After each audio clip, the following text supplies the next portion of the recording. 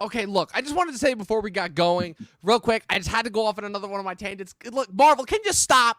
Can you just stop? Okay, there's only so much that we can take. All right, we get it. We know we're at your beck and call, just like everybody else is all the time. Like, can you give us a break? I'm like, Jesus, I just got off my Star Wars kick. I wanted to get into the beginning of this year. I wanted to see some other. Oh wait, the only other thing that I had to watch today was Malcolm and Marie. Fuck this shit. Let's talk about WandaVision. Let's go back to the Disney slave. What's going on, guys? Got a good episode tonight. Yeah. It was great. Yeah, I'm hyped, man. This is going to be cool. It's David's first time being on the channel this year, you know. Back. David of Flix Talk, everybody. Yeah, thanks for having me, guys. I'm very, very appreciative of all you guys. Happy 2021, February as well. So yeah, it seems like it's been forever, man, to say the least, you know. Yeah. But you guys' channel's growing. I love it. I mean, the content's getting greater visually. You guys are talking so much. I saw you guys just did the Tenet watch, first time watch. That's awesome. We did. So that was a lot of fun. That one. A lot of the comments are, "Will this guy shut up? Why does he talk so much?" Literally, Chris, I was so glad you brought that up. I'm like, okay, are we gonna do something about this? Because I'm not gonna respond. If I respond, I'm gonna tear these guys a new one. So welcome to the world of first time watching, my friend. Get used to it. Oh man. Oh, is that really a thing? Okay. In this instance, I just gotta say, I'm really glad I have a partner, because that way I can just delegate all that shit to Chris. I'm like, Chris, any asshole comments, you do it, because if not, I'm not gonna be able to keep control of myself.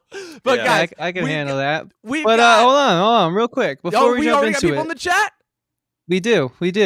And also, David hit 7K subscribers since we last saw him, and we never formally got to say congratulations, man. And growing since. A couple hundred already since, right? So that's incredible. Yeah, man. Congrats. I'm very appreciative once again of the film community. It's awesome, dude. I just finally put out that I'm going to be streaming regularly. I'll probably put up a banner or something this weekend.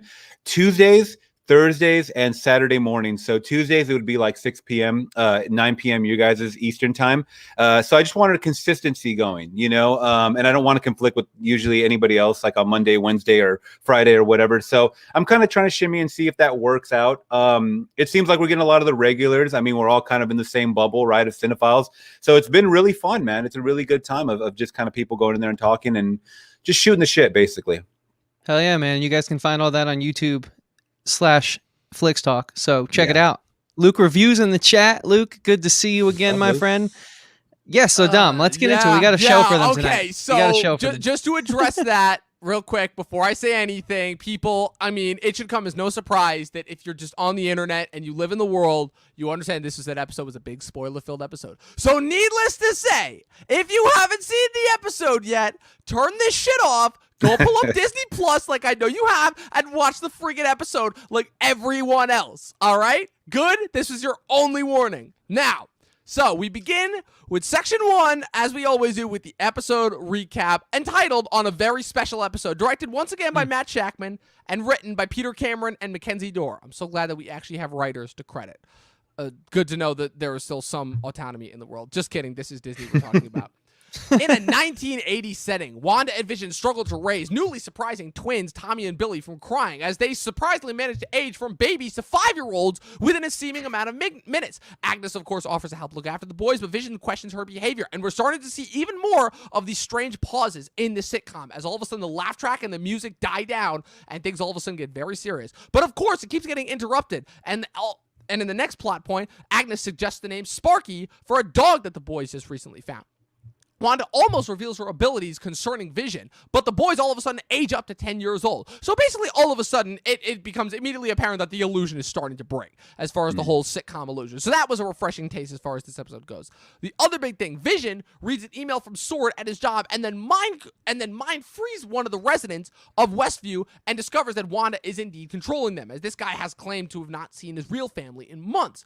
Then, meanwhile, back at the Sword compound outside of the Shield, because we are finally getting the necessary B-plot and cutting away from the sitcom stuff to them, they send a drone from the 1980s into Westview and attempt to kill Wanda on Commander Hayward's orders. However, fortunately, Wanda takes control of the drone and then surprisingly emerges from the disturbance, only to tell the Sword agents that she has everything that she wants and to leave her alone. But previously, on the Sword footage, we also saw that Wanda actually broke into a secret Sword facility and rescued Vision's corpse and seemingly resurrected him, both against those Sokovia Accords and apparently against Vision's living will.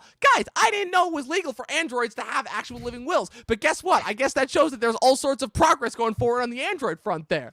But as if that wasn't enough, there's even more. Wanda officially tells the Sword agents to leave them alone. The typical, oh boy, they better leave them alone or else more trouble's going to come that always ends up getting broken in movies and TV.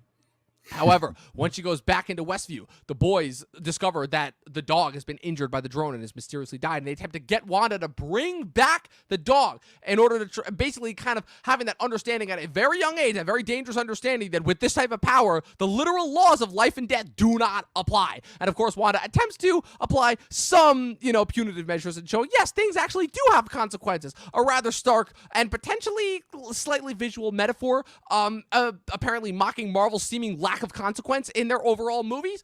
But as if that wasn't enough, there's more. Vision at the end of the house. Once the credits start to roll, Vision immediately starts to cast aside the illusion and demand to Wanda what is going on. He doesn't remember anything. Wanda is still feigning innocence for her actions, still claiming that she has not done half of the stuff that as Vision is acclaimed.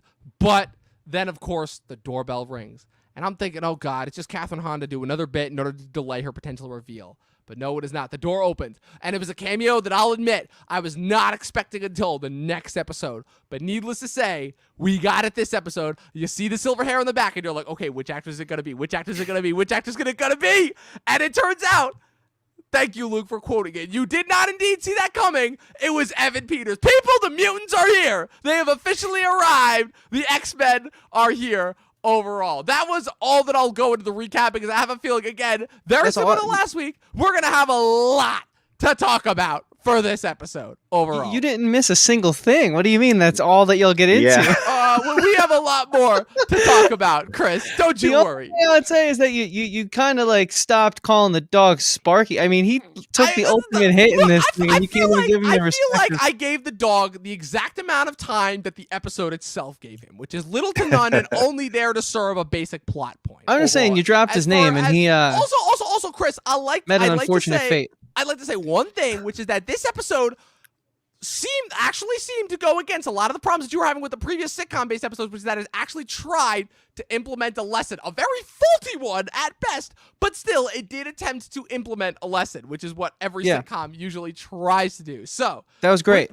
With that being said, boys, I've talked enough. What were your thoughts on this week's episode of WandaVision on a very special episode and aptly named for a reason? Yeah, David, man, take it away. Yeah, thank you for that recap because usually it just comes in whenever I watch it and it leaves just with the troubles of the day whenever you get your kind of day started and stuff. Wikipedia is a beautiful thing. Well, it was very beautifully put. And this was the most fun. I know it's very cliche to say, hey, it's getting better than the last, but to me, these episodes really are getting better than the last. I mean, despite the first two, it's kind of a hard sell because everybody I've talked to that's either not Marvel fans are like, what is this? I'm not on board with it. My sister, a lot of family members, a lot of friends that know about the movies, they're not really on board with the first couple episodes. And I'm like, you know what? I'm going to stick this one out. And 3, 4, and 5 have been like my favorites, obviously, because we're getting, a Vision just kind of questioning things or glitches and stuff like that. We're seeing the neighbor, sawing through the wall or whatever it have you. I don't know about the Agnes reveal that you're talking about, but there are theories out there, so I'm not really. Maybe we'll get to that. We'll get to that. We'll get to it. Because I don't know too much about the whole comic book, how it ties too much in the comic book realm. But I was really, really impressed of how well they balanced this episode with the sitcom. And, I'll just say the 16:9 aspect ratio, I guess, portion of it, which is more of like a film Avengers style movie that we're getting, I guess in the same vein. And then just kind of following our agents and Darcy and stuff like that. And it's good. I still don't know how I like Monica Rambeau. I know they're kind of pushing her more in the forefront, acting wise. I'm saying, it's just I don't know her really too much from other things. Do you guys know her acting? That actress? No, yeah, the actress. The only thing I've seen her in is Mad Men, and she's good in that. Like, I don't have a problem with her acting. I was gonna say you can usually tell a movie style actor from a TV style actor, and that much is apparent. I'll give you that. That's pretty true. It's very TV. It's very TV. But it's fine the way it's going. I love seeing Scarlet Witch when she goes bad because I mean, when we see her in the sitcom form, she's very happy, very bubbly because this is the world that she wants to live in, right? And then when she goes full like Scarlet, like it's like she has that look, and I really like how she kind of had the orb or whatever, and then she kind of just flicked it away, like. I was gonna do it, but I'm not really gonna do it. You kind of been warned, but I love it, and the Quicksilver cliffhanger as well. Obviously, what's the actor? The first actor from Age of Ultron, Aaron Taylor Johnson. I'm more of a fan of that Quicksilver, but the X-Men one. That's just I don't know if that's a hot take because I really haven't asked. That actually is a hot take. Is it? Okay. It is a hot take. Absolutely. Evan Peters is universally more beloved as Quicksilver around the board. Okay. Well, I'm talking about maybe the actor then, just in general. I do like that actor. I loved him in Tenet, loved him in Kick-Ass, and I'm fine. I'll take what I can get, and you're right. You're absolutely right, Dom. Like I thought we were going to see him maybe in the next couple of episodes or next episode. And but I'm glad we saw it because it was kind of like that whole like, hey, brothers in town, 80s type of thing. And I mean, I'm more excited with this, and it seems like Vision is starting to like 80% wake up and 80% get like these episodes ain't real, So I enjoyed it overall, that through and through. Yeah, him showing up at the end there gave me like Jesse from Full House vibes arriving type. That was that moment. It was very similar, and I enjoyed that. Yeah. I thought last week was the most interesting exposition dump I've ever gotten in my life. We played with aspect ratios. We had intense character moments, but it was so much information, which was needed because now we're seeing the impact on this week's episode. And like I've been saying the whole time, I'm just giving each week a chance. And I'm really glad that I've been doing that because I want to say I'm like all in at this current moment in time because I really enjoyed this episode. Yes, it played to my favorite probably decade of pop culture, the 80s, and it had like, early Full House vibes and some Roseanne vibes, and it was just fun. The sitcom was more familiar to me as well. Obviously, we're all sort of younger here. We weren't alive when I Love Lucy and all that stuff was happening, and we've seen bits and pieces of it, but I think I've watched a lot of the late 80s, early 90s sitcoms, so to be in that wheelhouse was also refreshing and familiar because I could pick up on the subtle nuances more so than I could naturally without studying and getting like, oh, that's a little bit of this, a little bit of that from the 30s, 40s, so I did enjoy that.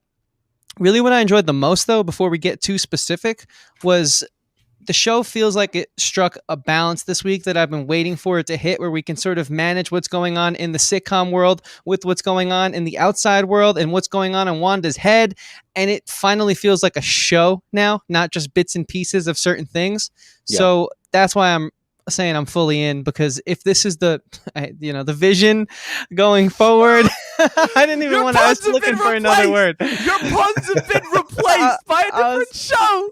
I was looking for another word, to be honest, but I'm all in. You guys get it. You have to do that thing. You understand now. You've made this a staple. Every time we cover a new show, you have to come up with a different pun in order to situate the show that we're talking about. It's rules now. It's basic what show was last rules one? now. What was the Mando? Well, you were making lost puns for nonstop, and now you finally took on a different one. Vision. I'm not saying it has to be like specific to the show. It just has to be a new show-related pun, like every couple months. Well, real quick, Dom, before we jump into our positives and negatives, we got some comments in the chat. Luke saying 1, 2, and 3 were brilliant. And then, of course, you get the MCU-ness of it. Yes. We definitely saw that this week. Yeah, it's at this point, it's becoming its own genre, which is awesome because I felt it didn't have a direction for the longest time. It was just sort of your standard blockbuster affair. And Art, man, it's been a while. Good to see you, dude. Thanks for hanging out with us tonight. Yeah, so the only thing that I really have to contribute before I really get into like what I liked and didn't like was just the MCU has become its own genre at this point. Like the MCU, like they have fully left the world to me of serialized kind of movie-centric before, which again, the fact they pulled off 23 movies that are pretty much all in line and all concentric and all part of the same franchise and same chronology that aren't like dissipated by like fractions of time or aren't reboots or anything is impressive to say the least. But now they've just fully are leaning into what makes them work and fully going into genre storytelling. They are officially becoming the true visualization of a comic book storytelling model. And this was the first episode that I really saw that really, really proved that overall. It just shows that you could have these two completely different worlds, like completely emblematic and super specific to said superhero. Like, no more do you have just like a random comedy director. Like, this is the mode of storytelling right now. Like, effectively every other superhero model has been diminished by this point, and honestly rightfully so, considering just like how bad some of those other models were just in general. It super does kind of suck as far as the rest of modeling, but like as far as superhero storytelling finally being done right, this is it as far as I'm concerned. Like, this is peak model, and from now on we are going to see the type of storytelling that best situates each individual character going forward. Like, we're gonna see probably like a really dark vigilante show a la Daredevil for Blade. We're going to get a legal show that also probably develops like a weird body horror thing for She-Hulk. We're going to get, I don't know, Moon Knight's probably going to have some elements of mysticism in it, but we're going to get that. We're going to get Armor Wars. We're going to get Secret Invasion. Like, each one of those shows is just going to feel like the right vibe overall. Like, I just have complete confidence in the MCU going forward, which is something I really didn't have beforehand. Now, with this episode specifically, I really, really liked it for just a lot of different reasons. Again, kind of bouncing off a lot of what Chris said, it really starts to feel like a show. Like, I was a fan of the bits and pieces thing because I knew it was building to something better, and this to me is that moment. This is to me the episode 5 of Watchmen, which I would say that's the episode to me that really nailed, okay, this is freaking incredible. Like, I still think the first couple of episodes were interesting, but they still only felt like pieces. And then by the time we got to episode 5, I'm like, oh, okay, this is what the show is doing. I kind of understood everything symbolically that the show was doing, even if the main plot and story hadn't come into effect. And that's the thing, because with this episode, even though we feel like so much has been revealed, there's still a lot more that we have coming down the pipeline. Like, we still don't know what Vision's going to do going forward. We still know we have like at least 3 more decades worth of sitcom formulas to get through. You know, we still don't know effectively who the villains are. We think we know who the main villain is because, again, it's the first time that the MCU has ever dared to make its main character the villain. I think the last time we got that, like the closest we got with that was Iron Man 2, and even that still had standard protagonists, or really just any time Tony Stark has done something that like pre-Civil War. But yeah, we finally got that, but we know for a fact that we're getting villains down the line. We know for a fact that we still have yet to see how this is going to build into the rest of the MCU, but we know for a fact that by the time we get down the line, we're going to get that. And this, to me, was the episode where things finally are starting to seem whole and seem full circle. And I'm really excited to see where they take the character directions, especially now with that reveal at the end. Like, I don't want to, here's the thing. I don't want to talk about that reveal too much because I want to save that for connections to the greater overall universe, because that to me was more of a symbol of what's to come and doesn't really factor into the plot of this episode. But with that being said, like, guys, talk to me here. The plot of this episode, like, what is it? Like, is it just the fact that we have the 2 storylines going by? Because there was some subliminal stuff that I noticed that they were doing, even with the sitcom stuff, that shows, oh no, this format still, like, has a point, even with all, like, the crazy outside the shield, you know, sword stuff going on, you know? Yeah, I would say this is kind of hard to call this a one chunk plot because, I mean, you have 2 things going on. Obviously, the whole sword situation, as well as this is probably the most jumbled up, I guess, Wanda episode we've seen, because she's trying to stay on track with, like, you know, raising the boys and stuff like that, as well as, like, she doesn't even care to hide the identity from Agnes, and Vision's like, hey, you, like, popped out a, what was it, a collar, a dog collar, like, right in front of her, even though, you know, granted, she wasn't looking at it, but then, you know, the whole explanation with I mean, there's no explanation about the boys growing up, like, right in front of her. She just had, like, by the way, I really do like that actress. I forget her name. Hahn. Yes, I think she's really, she's the one from Bad Moms, right? Is it Bad Moms? Yes, it is the one from Bad Moms and Parks and Rec and a bunch of other comedies that I can't remember. Oh, I didn't even know she was in Parks and Rec. That's cool. She was. Yeah, so I just think she has a really good comedic timing to her, and she's really playing these decades up, like she's hamming it up, like super hamming it up. And you know, I can't wait to see what comes of her. And I wonder if we're still going to get some of the other, like, neighbor characters, you know, besides, like, the guy that's at work and stuff like that. But I can tell you right now, nah. Yeah, what about the dude who was sort of like spazzing out and was just repeating himself, and then Catherine Hahn's character said, you don't want to say that right now, or whatever to that effect. Those people are back on extras now. Yeah.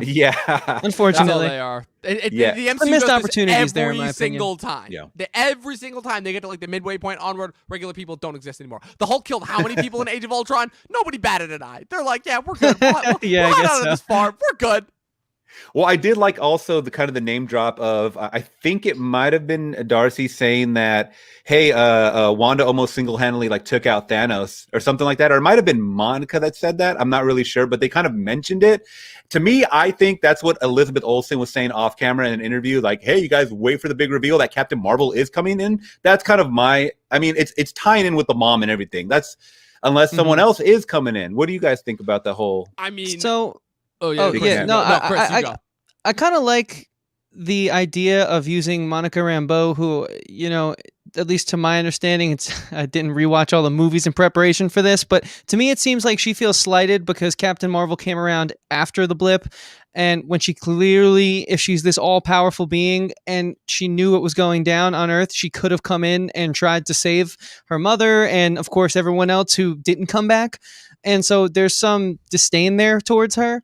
And so I think that's sort of an interesting dynamic, because I think Scarlet Witch, even though I don't know if it's ever been said on screen, at least from the comics I've read, she could potentially be, if not is, as powerful as, you know, Doctor Strange and Captain Marvel. Like, I feel like those are like three of the more powerful beings. I really don't even call them heroes. To me, like, those three are like beings because of how broad their power extends. So I do kind of like that there's some of that drama that they're alluding to, but honestly don't think we'll get Brie Larson in this show. No. I think that she's got a price tag that doesn't quite say come on for a Disney Plus TV show for some reason.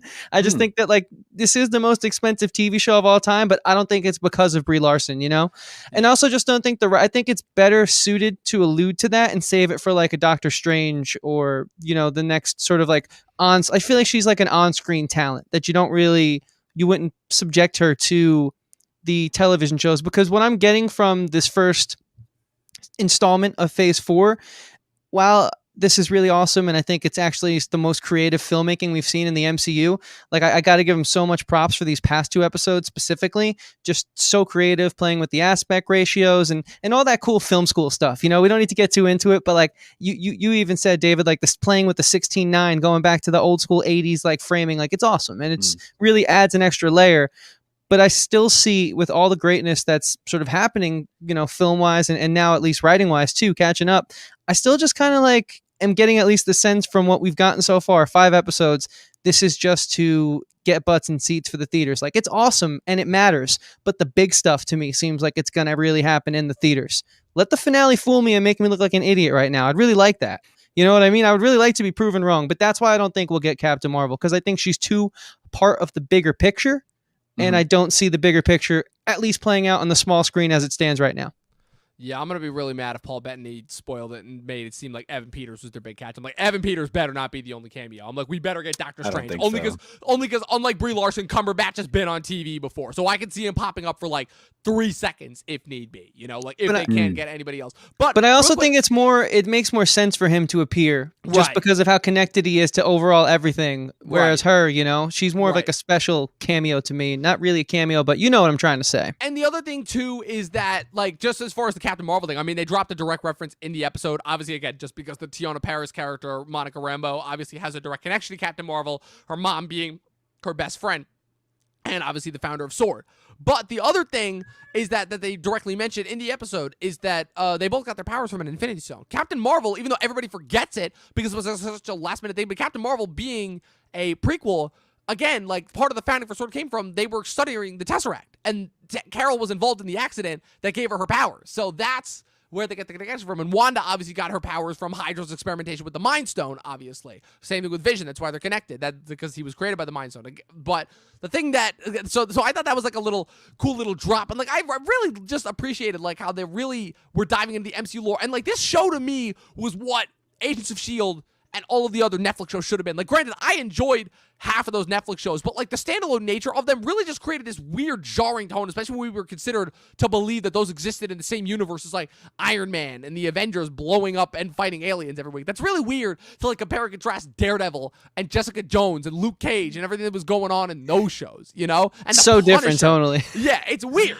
But obviously now the Disney Plus shows situate themselves much more so to the tone, A, by being directly tied to the MCU, but also B, with like being in just like a much more family-friendly headspace while still allowing like kind of this like weird different experimentation that the Disney properties have been going in recently. Now, with that being said, I did have a few negatives overall. Like, I feel like here's the thing about the last reveal. And I'm gonna get real nitpicky for a second, but I feel like it's justified because like we finally have some like major nerd shit to talk about. It's not just like us like being pissed format. So Wanda obviously comes out and says she's got everything that she wants right here. she never actually says in that moment that she is directly responsible for it. She never actually said that she caused it. On top of that, when her and Vision are like powering up in that scene in the 80s scene, by the way, I love them taking advantage of like the low budget filmmaking still to like even being able to show off their powers. Like I love that. But the other big thing that I noticed was that Wanda was still claiming plausible deniability in that moment. And even though it seemed like she was hiding something, I believe that she was hiding something. But I also believe that she's not still directly responsible for this, because the other thing that I noticed, and this was the real close aspect that I wanted to get at, the security cameras, when they were looking at her breaking into the sword facility in order to get Vision's body, they never showed her face. They only showed her eyes glowing. Now, obviously, you would assume that's her using her powers, but this is where the Catherine Hahn character comes in. Oh, my God, I'm sorry. Because at the risk of getting into section 4 of this episode, we know that the Catherine Hahn character is going to be revealed to be Agatha Harkness, who is a major Doctor Strange villain and could potentially tie into Nightmare or Mephisto or anyone who are suspected to be one of the 2 villains that will pop up in Doctor Strange in the Multiverse of Madness. But whatever the case may be, I still think there was a part of this, again, there would be why we still have 4 episodes left of this that we don't know about as far as the kind of the impact that's having on Wanda's powers. And that, to me, created a lot of overall mystery that I actually think still added to the incredible tension that was coming from this episode. Obviously, we still had Vision waking up and starting to become more self-aware, and it's going to be awesome when he comes to that. I think another interesting piece that this episode dropped was the idea of Wanda resurrecting and went against his living will. I find it interesting that, again, I made a joke about it before, but the idea that Vision is recognizing himself more and more as a human being. That was another subtle character drop that, again, was kind of overlooked because of everything else that was happening in Civil War and Infinity War, and that also seems to be paying off here, especially if we think the direction that Vision is going to end up, where he's going to end up as far as like where we assume his character will be, as we talked about on previous episodes. So like any takeaways from there, just as far as like how that contributes to the overall show and where it's going? Are you saying that Wanda is almost hostage in a sense to a greater entity? There's still a sense of plausible deniability there enough to make me believe her when she says she's not doing this, because Vision to me also is the only character that I would assume her to be 100% honest around, you know? Yeah, all right. No, that makes sense. I mean, I don't know. I haven't really, like, I just assumed she was using her powers when they showed that security footage shot. You know, it seemed like a pretty standard security footage shot. I didn't really think too much into it, and I didn't want to look up any reviewers either. I always like to give just my thoughts and then go and watch and see what other people break down and find. So, yeah, I don't know. I mean, if that's the case, that's awesome. You know, the plot thickens. And I think that this show, with what they're creating, because like I'm looking back on it and I'm thinking about the first 3 episodes. And David, just so you know, I wasn't like thrilled about them. As much as I love the filmmaking and like respected the risks the MCU took for the first time, like really breaking the mold, especially with the Phase 4 debut. I just didn't think they did a good enough job sort of like leaving the breadcrumb trail, getting you hooked and explaining what the tone of the show is. Like, I feel like last week we hinted at it, and this week it feels like we like locked in, okay, this is the voice of the show. Awesome, I'm in. But with all that being said, you know, kind of paying attention these past few weeks, nothing points towards what you're saying, but I would like that to be true because that makes it way more interesting. So, well, let me ask you something real quick, Chris. If episodes 3, 4, and 5, or 4 and 5 were episodes 1 and 2, and 1 and 2 were 4 and 5, would that work better for you? Yeah, I think what we kind of came down to last week was the editing is kind of, you know, what has stopped this from hooking me right away, because I think there's a lot here now that I legitimately loved this episode. I just think it's the way that they sort of dispersed the story details, and while I enjoy, you know, having those full-on sitcom episodes, there wasn't enough sort of we needed more of the drone getting trapped from the outside world in Westview. You know, we needed more of the B-man coming up out of the sewer gate to sort of paint the picture of what it was. So I do think it was like kind of what you asked me. I would say yes. The editing, I don't think it needed to be exposition episode out the gates, but I would kind of like have wanted to cut back and forth to Darcy and everything that's going on with S.H.I.E.L.D. outside, or sorry, is it S.H.I.E.L.D. or Sword? Now I'm getting all confused. Yeah, Sword outside of the world and then come back in. Like, I think it took a little while to get there, but now that we're here, I'm into it. Didn't mean to divulge too far from the original point, Dom. I just honestly have nothing to say in regards to that other than it's a very interesting idea. I would like to see it happen. That's where like I've definitely like kind of gotten much. The thing that I'll say about this show is that it's definitely gotten me like a lot more into like my comic bookiness, as far as I'm like, oh wow. Mostly because the thing about the MCU up to this point was mostly adapting like kind of old school comics that I wasn't a big fan of, like the Avengers origin, and kind of like I thought it was cool how the first Avengers did the Ultimate Avengers, but now we're getting into like modern day comics. Like I remember from like middle school and high school, and even though I didn't directly read them, like that was when the ideas like really started to become like funky and weird, because we started to incorporate like that late 90s kind of early 2000s like Matrix sci-fi feel into the comic book stories, and it kind of took on this really weird edge. So now we're getting into the comic book stories that I really fuck with, for pardon my French. So that's where I'm gonna get like really nerdy, and like kind of like my objective brain is gonna kind of like go out of it, you know?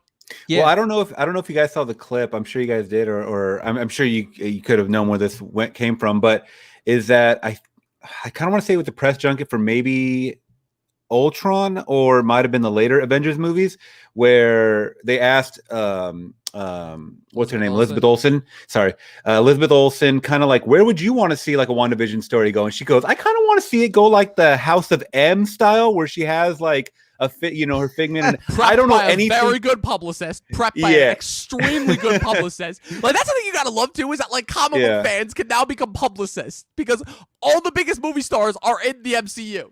Yeah, so they dug up that clip, and I don't know, I'm not a comic book guy, as far as like following them and stuff like that, so I'm just going off what you guys are saying right now. But I thought that was very, very interesting that kind of came to fruition, like kind of what we're seeing right now, so it's interesting. Again, like at the risk of stepping on Section 4, but I think that the biggest thing about that is we know for a fact now, obviously with the cameo at the end of this past episode, that Wanda is going to be the key to bringing the mutants into this verse, which again, even if that's not a direct adaptation of House of M and what she does, it's enough of a riff on it to be like, okay, Wanda's involved and that's how the mutants are going to get in, Obviously, and we'll get into this later on, but if the Reddit threads that I've read are to be believed, like it is a multiverse thing, definitely, with the mutants as far as them getting in. It's not like, she snaps her fingers and all of a sudden people have superpowers out of nowhere. Like I think they'll do like some iteration of that, but like, and also because literally after the snap previously was like the biggest thing to have rocked the internet comic book wise, they're definitely going to milk that for as much as they possibly can. Like I'm not even kidding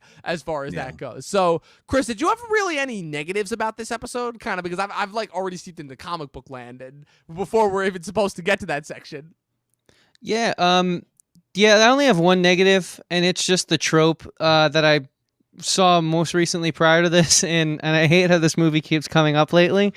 Godzilla, King of the Monsters, where there's the one guy who's like, or I guess in that movie, for instance, it's 11 from Stranger Things' mom, who's like, we need to speak to the monster and feel its heart. And then you have the other guy who's like, fucking kill it, shoot it, kill it. I don't want to even give it a chance. And like that, like I'll call it the war room scene we had in this episode. I was like, here's where we're going. Like we're doing all this creative stuff, and we're recreating this scene that I guess before that we saw in Star Wars, and then before that we saw.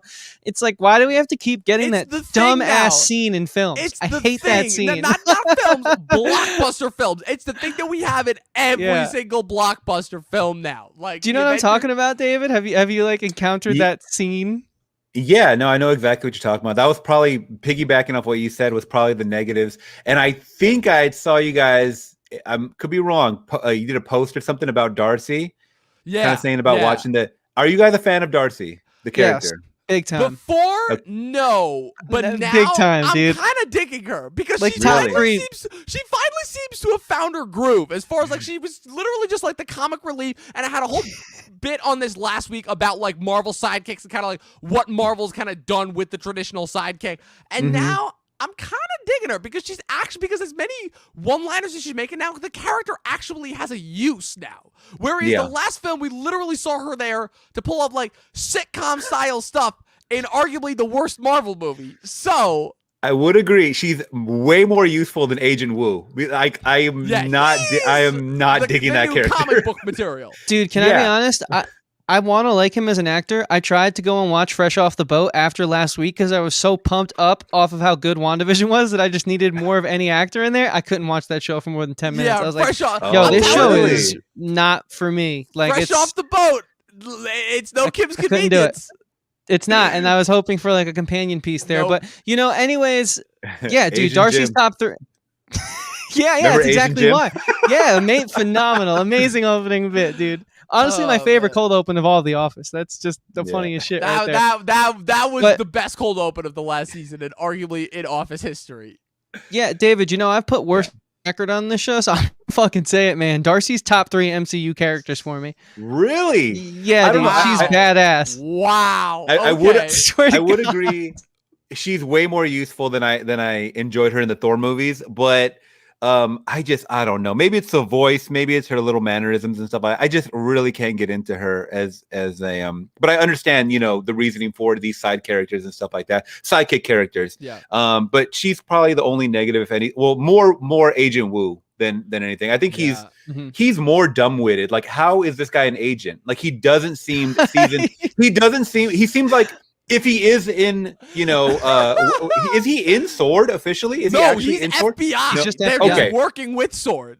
He seems like a desk jockey, like FBI. Like, he's just behind the computer all day. Like, he never sees I any think like. that is part of it. Like, if I'm gonna give any defense towards Agent Woo, it definitely seemed like an Ant-Man and the Wasp, but famously is bottom 3 MCU. Like, I like Iron Man 2 more than Ant-Man and the Wasp. The one thing I will say is that Agent Woo definitely seemed like an up-jump desk jockey. Like, he seemed like a little bit too enthusiastic for Scott. It's like, dude, of all the Avengers, you got like the one who can talk to ants. Like, calm down, dude. Can I be honest though? He seems like the dude that everyone's like, if we can get Agent Woo to come out for drinks with us afterwards, it's gonna be a banger. Like, if you're doing like an office event, you want him to come out. He seems like a great guy to hang out with, but he definitely and also he remembers all the superhero antics and he works directly with them. So you know he's gonna have the stories. I also just think that like he just isn't serving him, and then like the dude who was like fucking kill them all, and like the military man, the like General Ross stand-in. They just both seem very TV. Whereas Darcy is traditionally a TV actor, she's like a lead of and I promise you I'm not a huge Two Broke Girls fan at all. Like, that's not why I'm saying that. No diss to the show. I've just never seen it. But I just think like she not only is written well, I think she plays that kind of like annoying Poindexter character really well, but then also has like other dimensions. So I think she's kind of like pulling the weight of Agent Woo, who I don't know what's wrong there. It should be a good character. I think he's a charming actor, but yet I don't like him in anything. So it's really weird, Yeah. It's like such an odd thing. The only good thing that I've seen him in was when he played Kim Jong-un in The Interview. That was the only thing that I he forgot was about good in that. Yeah, he was good in that. That's it. That was That's funny. the only thing though. Like, he was legitimately And Asian Jim. incredible. He was giving that Asian Jim, yeah. He was like legitimately giving. What is all it in with that him, movie. man? I feel like he could be such a good I actor. don't He's know. just in the wrong roles. Actually, Chris, I've actually said this before. He came in at the wrong time. He tried to be part of the late 2000s batch of Apatow actors, was doing all the right things, finally got a big break, but it was right at the breaking point because I've made this thing before. 2014 is the last good year for theatrical comedies because we got like 1 to 2 good studio theatrical comedies after that. We had... It was Keanu and like one other in 2016 because that was when Deadpool came out. It was not even Lady Bird. It was like we had one good one. I think it was Lego Batman in 2017. We got Game Night and Tag in 2018, and we got Booksmart in 2019.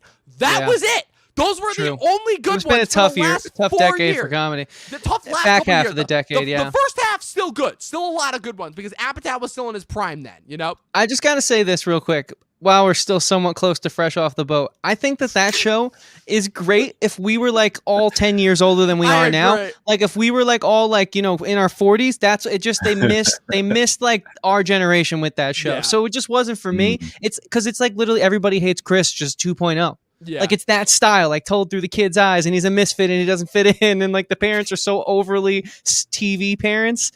And I guess I get a little bit of that in this with him, and also Monica Rambeau, David. The reason I brought that up is like I do think she's a bit too TV for what this show needs. Yeah. It's weird. What is that? The thing about Monica that I'll say is that she is the one that definitely feels like, okay, I could take this role somewhere because I know that this character becomes a superhero in the comics. So at the very least now, I could have a chance to lead my own property. So like, I think that she is definitely, there's a reason why she's taking it the most seriously versus like Jimmy Woo and Kat Dennings. No, they're like, yeah, we're just sidekicks. We're cool with that position. But Tiana Paris, I feel so bad shitting on Jimmy Woo. He seems like the nicest guy ever too. Like you got to take it where you can get it. Oh man, I'm glad this is more of a fun episode tonight because honestly, I unboxing in the after chat. The week that I and had. Jose, the wrestling fan, welcome, man. That's a new face. Always good to see new faces. Yeah, David. That's the guy, by the way, that made my new logo. Nice. Jose. Oh, yeah, dude. he cartooned me out. Wow. He did a good ass job, man. That shit's fire, Yeah, as the kids say. Yeah. All right. Yeah. So David, before we get too far away from this, Agent Woo debate and all of the fresh off the boat talk, do you have anything you want to say in that section? No, I actually want to check out Fresh Off the Boat to see how bad it is now. Because I have seen Kim's Convenience and I liked it. I liked it. Hell yeah, dude. Yeah, I really did check that out. We're gonna spread that show. We're gonna make Kim's Convenience the next Schitt's Creek. Yes, we're gonna do it. Hell yeah. Dude, there you go. Schitt's Creek didn't get nominated speaking until of Marvel, season 5. Simu Lee is in the Five Rings movie or whatever the long title. And Shang-Chi in the 10 Rings. Mm-hmm. The Legend of the 10 Rings. The 10 Rings. I promise there's just tea in this, but I don't know. I'm feeling a little different tonight. Oh man. No, I was going to say, going back to the whole war room situation scenario you're creating, I thought it was kind of interesting that Monica was kind of siding with Wanda, right. When she was going up against, they're obviously about destruction, and we armed this drone with a missile too. By the way, how did she miss that? I don't know how she missed that. Also, we're gonna blow up. Also, I love how the military is just still casual with the superheroes killed them, but we're gonna blow up 2 little kids. We're just cool with that. That's what and I was kill how too. many civilian lives that are trapped in there with her? Yeah, we're totally chill with that. I hope normal joint operations are not like that. Right? You know what I mean? Like there's no cooperation in that. Yeah. Because that guy started off like a rational character, and then he's just like, nope, I'm just the General Ross stand-in. Kill them all. Kill them all. Damn. Like, wow. I know we're joking around, but as I'm kind of thinking about this episode, just as we're chatting here, processing what you guys are saying, it seems like this episode started off so serious and it got so silly in the most 0 to 100 way. Right? Towards the end. Wanda coming out of that force field was awesome, but that was when I was like, whoa, okay. That's the stuff where it's like, oh, this is directly from a comic book. Yeah. I guess it can get away with that being all from a comic book, but just being the MCU. So, you guys have anything else to say? You want to move on to MVP? Dude, take us there, I guess. All right, so MVP, basically how this works is, before we move on to the big comic book discussion session, we each crown an MVP of the episode. This could be a character of the episode. This could be an actor that portrays one of the characters in said episode. It could be a director. It could be Kevin Feige himself. It could be the set designer. It could be the score itself. Really, any element of the episode that you think deserves special credit overall. And I'm going to let Chris go first on this one. I want to hear what you have to say as far as this episode. Damn, all right. Well, I was going to say Jimmy Woo, but I feel like I can't now. Yeah, you kind of nixed that one. No, in all seriousness, I was thinking about this as I was watching it. I'm going to throw it to the Vision, man. I'm starting to get his performance. David, I actually really didn't enjoy his performance in the beginning there, but kind of seeing that I thought he had more control than he did. And I thought he was playing the fool when he wasn't written as the fool. But now that I know he kind of really didn't know what was happening to him and is just sort of figuring out in this episode, I can look back on it and be like, oh, he fooled me. And he continues to impress me now that I've put 2 and 2 together. And maybe I was a little slow to come together on that, but hey, whatever. I thought the show was trying to pull the wool over my eyes from the start. And I guess it wasn't, which I don't know what that says about the show, but I'm gonna throw it to the Vision because I'm really starting to enjoy Paul Bettany in this performance. It's really it's charming, man. I would watch the first few episodes again now, knowing what I know for him. So I think that says something. David, who is your MVP of the episode with your first time talking about it on our WandaVision episode? Yeah, no, I totally have to agree. Just kind of, obviously we're breaking more out of the sitcom silliness with the performance of Vision of just hey, it's not just a 1 second, he's looking off and then saying something's wrong. He's actually acknowledging it. No, Wanda, what is going on? Why did this happen? So Paul Bettany is, as I had said this for a while too, and no one was on board. I was really invested in the Wanda and Vision relationship in the MCU. Well, thank you for agreeing with me, because a lot of people were like, I was in the whole time. The minute that I saw them hanging out in Civil War, I'm like, yes, we're doing this. I wanted to see more, and that's why I'm glad that they kind of started off on a more upbeat. That's why I think I was kind of maybe invested a little more in the first couple of episodes, because I was having just fun with them. I was like, I know it's going to lead to something, and breaking Agent Woo breaking through in the radio, and I'm like, there you go. Now we're starting to get some MCU in here. So I'm I'm gonna say Vision in this episode, because I do love Scarlet Witch. Her performances just going from, hot to cold, 1 second and stuff like that, and just to silly, and her obviously trying to raise the kids, and or just kind of, seeing what she wants in this reality of, it's really dark when you think about it. The overall, she took Vision's dead body and just kind of created this own realm, and trapped in her own in her own mind and stuff like that. Not really, but trapping everybody kind of in their own mind, in this world of hers and stuff like that. And what is it? Westview. And I love when the cops said in the last episode, they're like, "Oh, we're from Eastview." So, but I would say definitely, going back to the question, Vision for sure, just because he seems like so confused and very compelled to kind of figure out what's going on, Yeah. Real quick, I just wanted to take one quick sidebar before I announce my MVP, because I finally figured out, totally not last minute, who mine wanted to be, which is, well, first off, my MVP is drones. No, I'm just kidding. It's not that. But drones. Yeah, drones. But the other thing that I wanted to say was, I really like how I've kind of been subtly dropping that I'm a big fan of how the MCU seems to be kind of mocking the sitcom tropes with the previous episodes, but now I really like how they're kind of using that as a blank facade and showing sitcoms are not the real world, and they're showing that when it's kind of pulled back, all this fun kind of sing-songy happy-go-lucky nature can actually be really really scary, because you're once you become aware that that's not how people act, and the people continue to act like that, it becomes it goes from happy to creepy really quickly. And that's kind of part of the kind of the thing that I kind of always weirdly thought about sitcoms, but I'm glad that Marvel's finally kind of bringing that to light. Joe, yeah, sitcoms could be really freaking weird if you're looking at them directly from the outside, seeing them play sing-song and crack the zany one-liners and kind of act over the top and ridiculous in ways that people don't act in real life. I'm yeah, okay. But my MVP is Wanda. I have not been in love, but I've really admired Elizabeth Olsen, especially knowing that she was the third Olsen twin triplet in this case, that I never knew about. And she impressed me from the gates immediately, even with the bad accent. And her and Vision's arc throughout the 2 movies that she was in really impressed me. But I'll tell you what won it for me. It was, and I am not going to lie, not any of the kind of the sitcom weirdness or creepiness or the power off with Vision. It was her coming out of the shield, acknowledging the fantasy, acknowledging that she at least has some part in generating the illusion of the fantasy, and talking in her accent that sounded damn close to Age of Ultron. And I'm look, nothing will ever be as bad as that first time that we had to hear that accent for the first time. But it was pretty bad, though. Terrible. And Aaron Taylor Johnson's was bad. But I'm glad that she was able to acknowledge it, because again, that is the power of the MCU. It shows that they acknowledge their history, regardless of how good or bad it is. They carved out a full section of Avengers Endgame to dedicate it to, I will still admit, the worst MCU movie, and the things that Tony learned in Iron Man 2 and 3, the 2 of the worst MCU sequels. I still don't know how they fucked up the rest of the Iron Man movies that badly after that first one. Hey, Iron Man 3 is a Christmas treasure. Don't you dare. Shut up. You hate that movie. Shut up. Don't you dare.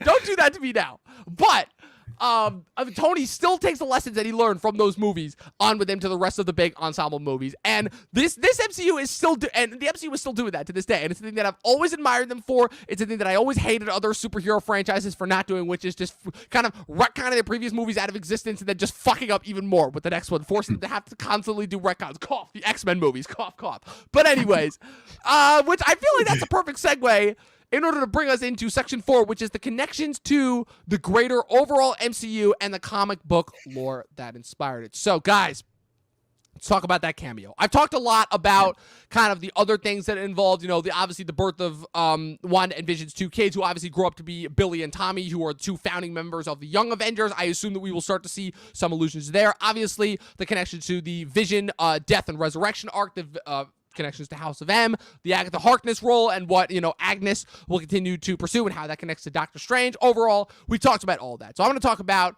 primarily, I want to dedicate these last 12 minutes and possibly more to Quicksilver. That's right, people. We got Quicksilver back, and more importantly, it's Evan Peters, not Aaron Taylor Johnson. And I don't know if that was a subtle jab at the fact that they're yeah, we fully admit that he was kind of pointless in that movie, and the way that he died was effing stupid, because it makes no sense, especially because the only sequence that Evan Peters Quicksilver was in X-Men Days of Future Past the year before was to specifically show that he could avoid an attack like that, and Age of Ultron just completely undoes that. I'm sorry. Marvel's usually so good, but that was during the Perlmutter days, and I was my guy, come on, what are you doing? Aaron Taylor Johnson is a better actor than Evan Peters, I will fully admit, but Evan Peters just leaned into that role. Like, to me, like, I feel like it's because he was like a comedy star. Like, I felt like he was like a couple steps behind Clark Duke as far as coming up in like the James Franco, Jonah Hill, Seth Rogen, Apatow era. And he lands a superhero role that is perfectly suited to him. It's problematic because it's in like one of the worst handled superhero franchises like ever made. But the fact that he is kind of like, again, Marvel is doing what Marvel does and acknowledges that, like, yeah, of the two Quicksilvers that have appeared on screen, this is the better one, and we're going to use him. And the fact that they're using him, of all the characters they could have chosen, to usher in the mutants into this era. And as far as so far, this is the first precursor to show that the Reddit theory that I read, which I'll get into, is 100% true. Like, guys, what do you make of all this? Like, how, just as a show of Disney's power that they have since the Fox merger officially went through and we finally got New Mutants out of the way, just over and done with. By the way, I'll still test that movie was a better movie than Dark Phoenix. But still, like, what do you guys make of this overall? Yeah, first of all, I would say if recent time has told us anything, it's never underestimate a Reddit thread. Yeah, seriously. Reddit spoiled all of Game of Thrones Season 7 and I think David got it for me. I think David picked up on what I'm saying. Anyways, yeah, so, you know, I think that I really enjoyed that because starting Phase 4 off with just getting some mutants in there right out the gates sets a completely new tone than anything we've seen with Marvel right away. On top of this show already, for all of its faults, and I think they're making up for those quickly, as I've said, on top of the show for already setting a new tone and a new precedent, which I think is brilliant considering we've known these characters for quite some time. So showing us that there can be uncharted and new territory to achieve with some old fan favorites.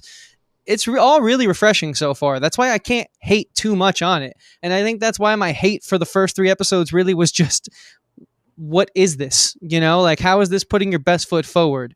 And I'm starting to see that now. So I think it all, if we're speaking about the greater MCU and this sort of, soft reboot here post, Thanos and the snap or whatever, that stupid version everyone's calling it is.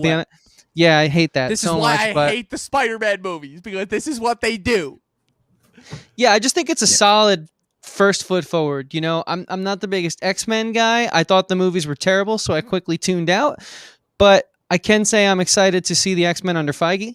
And I think there's a very bright future for Phase 4, which, to be honest, even though I wasn't the biggest fan, I don't even need to say this, but I'll say it anyways to make my point. You cannot deny the impact of the way that they ended Phase 3 of the MCU. And we're not obviously counting the one movie after the, Endgame. So Endgame, you know what I'm talking about.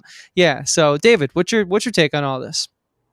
No, I was actually very surprised that we saw Quicksilver in here, because it was, to my understanding, there was all the rumors like last year and stuff that they were going to introduce Fantastic Four into Phase 4 first, and then they were talking about shelving Deadpool, and the co-creator was like really pissed at all that, right?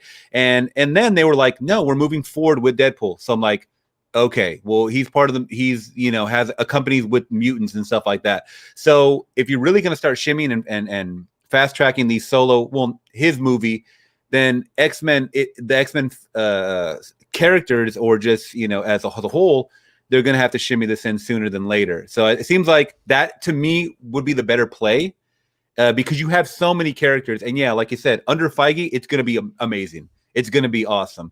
Even like Colossus, Juggernaut that we saw in Deadpool. Now is the time to create those characters that it was so hard to create way back. That's why those movies were shitty. It's because they did not have the tech to make a lot of that, as well as some of the acting was not up to snuff, obviously. But we can't forget, some of my favorite characters. I grew up on a lot of those movies. So you had Logan, you had like Cyclops, you had Jean Grey and stuff like that, which I thought were still great performances, Dark Phoenix and whatnot. But the movies themselves were not, as a whole, the greatest movies. Obviously, X-Men Origins much? Oh, terrible! I one of the worst superhero movies ever made, man. And I remember that was one of those movies that got leaked online, like when the green screen was still like the back green screen, when it wasn't finished, and people were like, "What?" Didn't make that much of an impact in the final cut. So. Make that much difference, yeah. When the final cut happened, right? It's really interesting, but I am glad they're moving forward. Obviously with the merger that happened, and I'm excited to see what's to come. and I'm on board with Quicksilver as a whole. You know, I mean, I want to give him a chance. Obviously, from the screen time that I did see him in, I had a good time with that character. I really did. So I want to see how he entered Westview. Like, how did he get there? I don't know. Do you guys have any theories on that? Because I was kind of trying to wrap my head around the last few minutes of the episode and just try to figure out, did Sword send him in there to infiltrate? I was reading some theories about this, and this is where the Reddit chain comes in, because this is where I was hearing that, again, part of kind of the reason, like, who was in Westview, kind of the source that Jimmy Woo was talking about, again, how that connects to Doctor Strange and everything. I'm convinced that either something from the snap or something that the Avengers did in the past rocked the course of the multiverse. Like, I think that this is the part where we get into, again, kind of what to me was my biggest problem with Endgame was seemingly it's like, oh, okay, so wow, all the Russo brothers movies are just going to have no stakes. Oh, like, Rhodey's going to get shot out of the sky, and he's going to have a magic harness that's going to let him walk again with, like, no injury whatsoever. The guy who should have been the #1 casualty in Civil War and just wasn't. And then we get Endgame, and I'm like, oh, so they can literally time travel with no consequence. The thing that has been a story element that has had the most amount of consequences in literally every other thing. Okay, that's fine, whatever. But this shows, okay, there is going to be some fallout from that.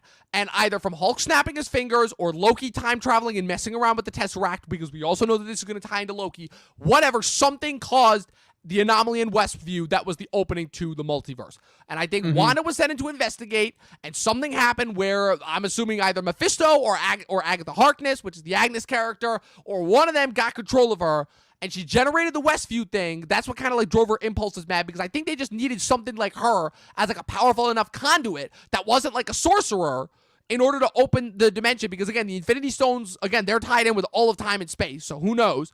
So she found a way to open the portal, and it's because of her messing around in Westview with the sitcom stuff now that has widened it and allowed for the crossing over. But this could have also allowed for somebody like Quicksilver, who could have been experimenting with his powers. And, you know, because the theory being that, and I don't think this was ever explored in the comics, this is a little bit of my own theory going in there, that Quicksilver is technically fast enough to break through dimensions, like the Flash in DC. So, if he could travel into this world, but only because I read a specific, this is a very vivid sentence that stands out to me, a Reddit sentence that says, he eventually gets to the point where he tells her that he's from another world, and she says, you're a mutant? I don't know what that is here. And she's like, oh, because there's nobody that was born with superpowers on their world. And he's like, oh, in my world, mutants are pretty rampant, you know? And so that was what got my brain ticking as far as that goes, you know? And I think that with the end of this, part of this is going to be, we're going to see a universe merger. And that's how we're going to get the mutants in there. Like, that's kind of like my theory. We'll see how much that pans out. Hopefully, I don't know. Like, part of me would be really mad if that turned out and I called exactly what happened. But hey, like, these are the comics that I fuck with. And that shit happens all the time in the comics that I read. So, you know, it'd be crazy kind of listening to you sort of put that into perspective there. That would be what DC does, right? Where like every, you know, 3 show up DC. They're still doing it. Or 4 years, they get so big and so convoluted, and they just reach such a high. It's like, how do you recreate that? Well, guess what? You snap the fingers, quite literally, and you go from New 52 to Rebirth, and now DC. Storytelling. In the 7 years I've been. Marvel has been doing that for years, and DC has been doing that for years. That's nothing new. That is a staple of comic book storytelling. Yeah, but as like a comic reader, Marvel keeps their continuity around a little longer. Like, I've been reading comics pretty avidly for 7 years now, and DC's hard restarted 3 times, whereas Marvel's done it once. Yeah, true. So like, it'd just be so, you know what I mean? It's like DC's kind of known for like, here, Flashpoint, we're back to square one, because we didn't know what we were doing.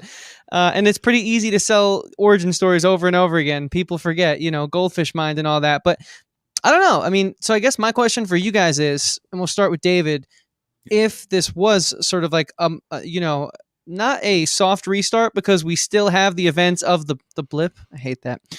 But call it the snap. Fuck the Spider-Man movies. It's called the snap. Yeah. Call it the snap. I'm officially calling it right now. Fuck the blip. This shit's the snap. That's what it is. And what the internet christened it, the same way Grogu will always be Baby Yoda, that shit is the snap. Yeah, I'm not calling it Grogu. Right? That's just stupid too.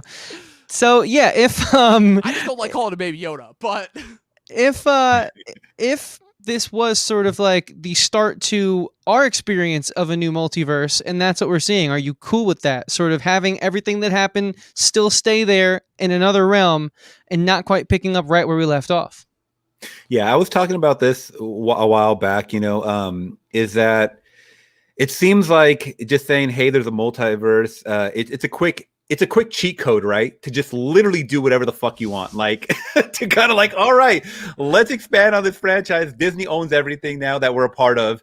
Now we can make so many, shows and movies, and that's what they're doing. I mean, that theory that you read, Dom, about Reddit, it makes total sense since we're getting into Spider-Man 3, we're getting into Doctor Strange 2, and those are all multiverse related. Loki's gonna tie and Loki, yeah. So I mean, as far as we know of multiverse, I mean, who knows what these other shows they could shimmy in with, even with Shang-Chi. I mean, so maybe they can shimmy something in there in a post-credit scene. Who knows? I'm still convinced they're gonna put all the movies on Disney Plus too, because theaters still aren't gonna be open by the time that they are ready to release Black Widow. So no.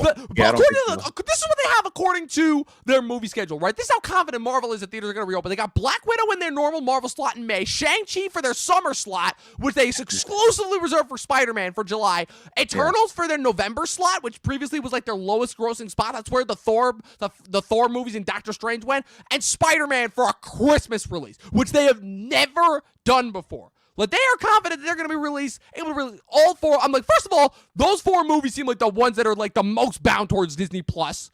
And second of all, none of those movies are hitting those release dates. I can guarantee that right now, at least as far as theaters go. So yeah, I don't see that happening at all. People have still been asking me, I've said it since day one. Black Widow is obviously going to go to Disney Plus. Yeah, Black Widow is like a made-for-streaming movie, more than any of those other movies. Those other movies I can understand because it's a continuation of a giant franchise, and two new solo starter entries, which Marvel has historically been very good with. Look at Ant-Man. Ant-Man did way better than they ever thought it would be. Like solo superhero first installments typically do very, very well for them. So I can understand that with Shang-Chi and Eternals and also Spider-Man 3. But Black Widow, that was always seemed like a made-for-streaming movie to me. That seemed like a Guardians of the Galaxy holiday special to me, Yeah, no, I hear that, man. And I mean, I'm still a proponent of like, hey, guess what? If we can't open theaters, which they're not going to happen anytime soon, just put them out on a platform. Don't keep delaying the process over. Just put them out, guys. Yeah. They're going to get as many eyeballs watching on these streaming services that are growing. I think the reason why they're scared is because a lot of these streaming services like HBO Max, like Disney Plus, but Disney Plus is still doing amazing for it still being new, is they're still kind of considered in the baby stages. They've only been around for a year or so. Like, you know what I'm saying? Like even HBO Max, it's so fresh and it's gaining so many millions and millions of subscribers like every month. So I think they're like, hey, we're not at Netflix numbers yet. That's why we're scared of releasing stuff, which like Netflix is like over 200 million subscribers. Not that we would know that. So yeah. So I think, but I do think they have the budgets on like the low key and like what, like these are movie budgets that they're all getting, right? And they're all getting like 10 episodes and stuff like that. And most expensive show ever made.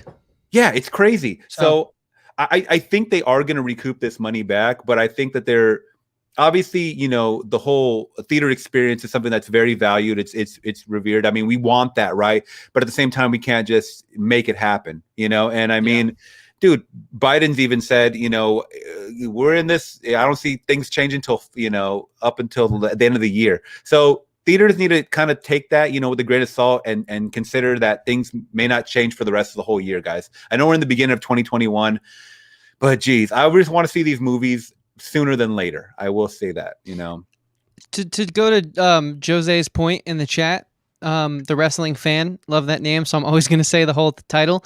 I think that if they did that, it's like abusing their power and their hold on us. I thought the Mulan thing was, I understand that, like, I guess times are tight for everyone, but I think that that's unfair to the consumer who arguably has it tougher than the big corporation right now who has all these back catalogs and royalties. I think that would also be a way to discredit their streaming service, which I do think came out the gates with a very weak start, but I think they also have recovered. And, listen, like Apple TV Plus is so far knocking it out of the park as far as quality goes. Like, not a lot of people have it, but no one's complaining about the quality of those products. And like HBO Max has a lot coming down the pipeline. So I just think that like we should get back to theaters. We might not, like you said, Biden saying not to the end of the year, but I mean, I think that's a way to also abuse your audience too. So we'll see what happens. It's going to be interesting. Speaking of Apple Plus, I just saw Palmer this past week, and I thought that was a great movie. I don't know if you guys saw that one. It's on my watch list, Hopefully it was a better watch than Malcolm and friggin' Marie. Oh my god! I had no my interest. God. I had no interest in that. But people were. As soon as I saw the reviews, I was like, okay, they kind of proved that I tried, dude. I tried hanging out. I'm like, the acting is really fucking good. And by the end, I was like, no, hour 46 too long. Like, yeah, no, Justin Timberlake is finally seeming like an actor after all these years, you know. Finally. But he's given some good performances in that time. He'll always have Social Network and Alpha Dog. He'll always have those two movies. Alpha Dog is really, really good. Yes, I wish a lot more. I wish a lot more people would see that movie. Yeah, I wish a lot more people would see that movie. Yeah, that one was good. But going back to the whole, $30 price point, I was surprised that I think they announced like a month later, they made a shit ton of money off of Mulan. So I think the only reason that Disney Plus did this $30 price point is because you got to realize they were still charging $7 when that movie came out a month for the subscription. HBO Max was charging double of that. So that's how they can get away with putting these movies on their platform for whatever the subscription fee is. Now, the fact that they raised up $1, I don't know if they're still going to charge $30. I doubt it. I'm still thinking they're going to charge $15, $20, something like that, which is a little more understandable, especially if you have, families, like a family of 5 or something like that. Okay, that's like a movie-going experience. That's cheaper than a movie-going experience for a family of 5. So I think they can justify that because their monthly subscription is so low. But the fact that people have to pay an addition for movies on a subscription already sucks to me. It's shitty. Right. It is shitty. And I mean, this is Disney we're talking about. Yeah. Yeah. And I also think I see your point about like the whole like cheaper than a family going to a theater thing. I also hate that argument just because it's not the same experience, Right. And if the film wasn't originally intended to be viewed on your couch, you're clearly losing something. Yeah. You're losing the atmosphere. You're also losing the surround sound. The big screen obviously is not there. Yeah. So while I see that point, supposed to be an experience, and it continues to contribute to the degradation and kind of what's it called, devaluation of cinema in general, which is really, really dissatisfying to us. But personally, the problem is that to me, they're never going to get people back until they start competing with the streaming services economically. They need to go lower. I personally think they need to lower theater prices, and people would flock out in droves, and they would more than make their money. But again, like that won't happen at least for a certain time being. But with that being said, I did kind of really want to bounce off of someone's point about kind of, like what this bodes for the future. Besides just kind of whether we're going to see it in movie theaters or not. I did want to get to like, if we only get streaming services, like, do you think they will ever attempt to go for like the big theatrical window again? Or do you think that because I think that part of the reason why Disney is still avoiding putting all their stuff on Disney Plus and announcing it is because HBO kind of beat them to the punch and said, okay, we're putting all our movies on our streaming service. So they kind of beat everyone else to the punch. So everyone else has to kind of wait and kind of eventize their movies, just in order to kind of try and get any traction. Because now they know last year they really didn't have that. They just had Netflix. But this year they know they've got that with the big dogs for the fact. And I'm wondering do you think that had any part of Disney's decision to wait and see if theaters open up again rather than just saying, okay, Black Widow going to Disney Plus, Shang-Chi, all their shit just going right to Disney Plus? I would say yes, definitely. I mean, I was always someone that would say too, like HBO, it was kind of, everyone was playing the waiting game, right? All the production studios and stuff like that. I think HBO was the first one to say like, hey, we're going to do the 2021 slate. And then everyone else is going to see how that hit. Since Wonder Woman came out, it did great. Like a lot of people, I understand they announced like, hey, we got so many subscribers. That's kind of one-sided. I mean, because people could have just been joining because they wanted to see HBO Max. Like they're not joining just because of Wonder Woman 84. But I mean, I understand that was a big release for them and stuff like that, and it did well. I think that kind of laid the groundwork, at least, for other streaming platforms to say, hey, we might take a chance now and release these. But yeah, going back to the whole seasons, like you said, now they can literally release them whenever they want. They could release a movie dude, Netflix is releasing like a new movie every week now. It's gonna be insane. A week, which is so scary. They're releasing shit every day.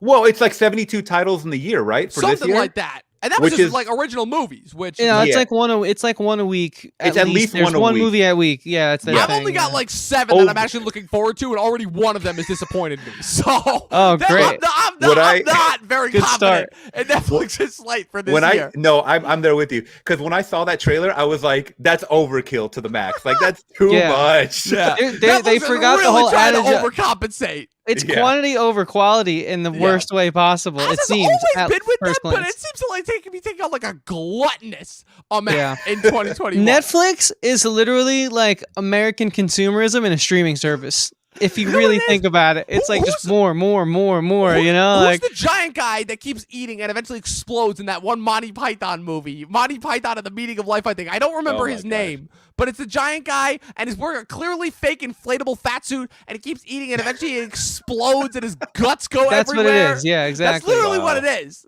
Yeah, that's what Netflix is. It's a good comparison, right? Yeah, it is. It's I mean, it's unfortunate because Netflix has some, I guess, but when you get 90,000 at bats, you're gonna hit once or twice, right? I would say a lot of I would say this is the thing too. I would say like Netflix is like Blumhouse. Like they have a lot of hits and misses. Blumhouse is better than Netflix at this point because Blumhouse at the very least. Hey, you didn't watch the Blumhouse Summer Games or whatever it was though.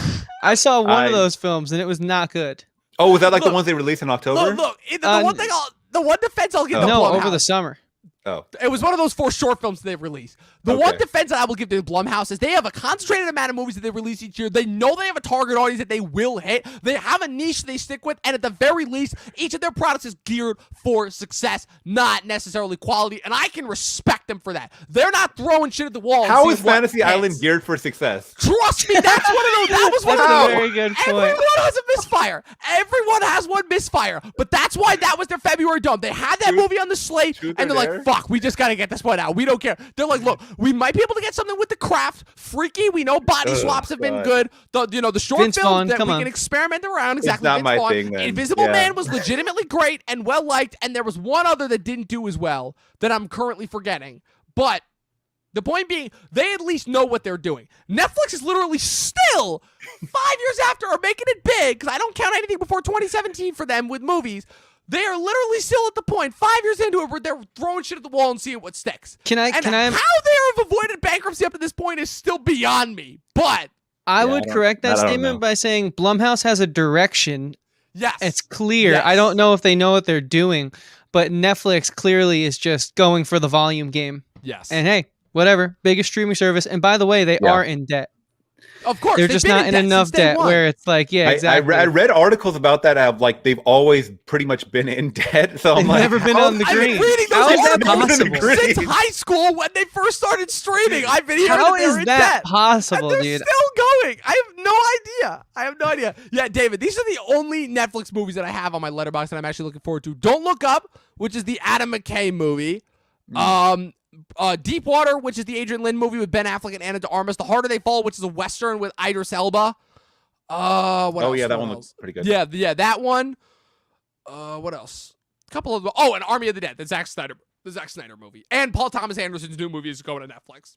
That's it, though. The 5 out of 72 movies that are coming out? You got to assume that a couple of those will be surprises and actually, I'll enjoy. But, that's what I'm saying. That's what that comparison was. I mean, pretty much for Netflix. Like they do have a lot of misses. And they really amp up with the star quality, the budgets and stuff like that, where you get the subtle, Apple Pluses, which have a lot more quality. Even some of the Amazon Prime, definitely is quality over quantity over there. At the other... Like on the other side, I think of Netflix as the Walmart.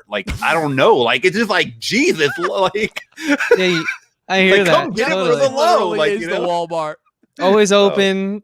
We it might not be the highest quality product, but we have a cheese doodle brand. We have stuff. Yes. We have stuff. And we have all the garbage that you like. Yeah, that's so true. And I think Apple TV Plus is the best curated of the streaming services. I've enjoyed everything I've seen on that so far. Honestly, if Apple bought Bond, that I could actually see Apple TV Plus is the only streaming service that I could legitimately see Bond getting to, because we know Bond's not going to get sold to theaters. And if they had to delay that movie a fucking 5th time, come on, because this will be if Bond gets delayed again, this will be the 5th time that movie has been delayed. That's rough. 5th time. That's rough. On the topic, do you actually see it being finally sold? Because I have a lot of people that are Bond fans that follow me, and they're like, "No, it's coming out in theaters," and I'm like, "No, it's really not." They're going to come to an agreement, and someone's going to buy it. How much of a loss, just fiscally? How much of a loss can they take on that? That studio has that one movie. How much of a loss can they take on that before, they finally say fuck it and cave? At 600, 700 million, Apple can put that up easily. Apple can put that up, and Netflix might put that up, but I don't see Netflix doing it. Like, I see MGM, because MGM, like, they still consider, and the producers of that movie, the Broccoli, still consider, like, the class of that movie. They still think that Bond is at a higher level above all movies, which is hilarious to me, considering if you see the quality of those first couple Sean Connery movies, they're basically B movies. So, I find it really funny that they consider, like, such this R of prestige when it comes to those movies. But with that being said, if there's nothing else that we have to contribute to WandaVision, we kind of got way off topic there. I know. Darcy, great great performance this episode. Final star rating overall going around. David, it's great to have you back on, dude. What is your final star rating for episode 5 of WandaVision? Out of 5 stars, I would give it a 4. I would give it a solid 4. I was very entertained in this one. Chris? Yeah, I think Darcy really brought it. I'll give Jimmy Woo the slack here. I still think there's a chance for him to shine in the Darcy Jimmy Woo Chronicles, the little buddy cop thing we have going on there. That's really why I think I'm here week in, week out. At this point, I'm realizing that's like the charm of the show. So because they are crushing it so hard, I'm with David on a 4 out of 5 for sure. All right, and you guys are going to be shocked, and it's been a while. I think the last MCU property that I gave this to was Endgame, because to me, no MCU movie is perfect, but there have been MCU movies. I'll give the 4.5 if I can just have such a blast with something, and something can just completely take me into that escapist zone that I've been so needing since I saw all the Marvel movies in theaters, and that can actually make me go, even though I may have known it was coming, whoa, I didn't see that shit coming, and that was definitely the case with this episode. This is the first time this episode made me do this for the show, and so this gets the 4.5, which again, as of right now, still is the highest award that any MCU property has gotten. Like, even Black Panther and Winter Soldier, which are the two, I would say, quality, best-wise standalone MCU movies, only got 4.5s. Like, the MCU still has yet to get to that prestige level, and I don't think it will be getting there anytime soon. No, I'm making a prediction. I'm saying Love and Thunder is going to get you that 5 out of 5. You think it's going to be Love and Thunder? Oh, yeah. Famously, remember, I've come around on it. And have admitted it was a fun movie. Ragnarok famously was a movie that I was not a fan of for a long time. No one understands the Thor films. It's so frustrating. No, you have to understand. That's like the best trilogy in all the MCU. The first Thor was my favorite. That, to me, was the only one that got it right. And then once I saw how good Thor was in Infinity War and Endgame, and maybe go back to Ragnarok a lot, and there are still parts of that movie that I think are too goofy for its own good. But I think that, like, no, that I've come around on that movie, definitely. Dark World is still the only one where I'm like, no, that's a legitimately bad movie. But it's a podcast for a different day. But that's like the best MCU That might film. have to be a later debate. Or Dark World, good or bad. Let's put Dark it on the World. Dude, put it on the books. Dude, David, would you want to moderate that? That's happening. David, you might have to moderate that. Definitely rewatch that one. That would be a great debate. Hell yeah. That would be a fantastic. That would be an amazing debate. Chris, real quick, I just have to say, if we manage to do that, we have to have my brothers on, because you guys have no idea. We are all MCU fans. My brothers and I watch every single MCU movie in theaters, going throughout theaters. They have tortured me with Thor: The Dark World and mocked me and said it's the best MCU movie for years now. Yeah, they got to be on. They both have to be on the episode. I almost wish we had enough time to set this up for Monday, because it doesn't seem like you're pretty stoked. Nah, yeah, right. I'm not looking forward to Malcolm and Marie, but I'm thinking of a couple workarounds for it.